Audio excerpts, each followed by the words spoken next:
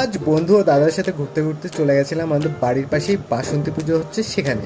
তো বাসন্তী পুজো প্রথমে আমরা গিয়ে ঢুকি মণ্ডপের ওখানে, দেখতেই পাচ্ছ ভিড় কম যেহেতু আজকে প্রথম দিন, তাই হাঁটতে হাঁটতে আমরা পৌঁছে যাই। সর্বপ্রথম আমরা করি প্রতিমার দর্শন ও এখান থেকে আমরা কিছু ফটো সেলফিও তুলে নিই।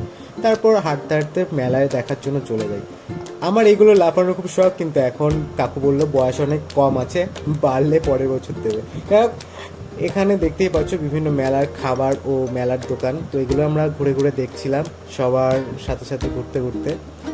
আর দেখতেই পাচ্ছ এই যে আমার একটা বন্ধু আর একটা দাদা, আর সেই সাথে সাথে এই যে বাদামের লবণ ও বাদাম সবাই বসে বসে খাচ্ছিলাম আর অনুষ্ঠান এনজয় করছিলাম। এই দেখতেই পাচ্ছ পাশেই স্টেজে কি সুন্দর খুদেরা নাচ করছিল, আর সেগুলো আমরা বাদাম খেতে খেতে মজা নিচ্ছিলাম আর দেখছিলাম।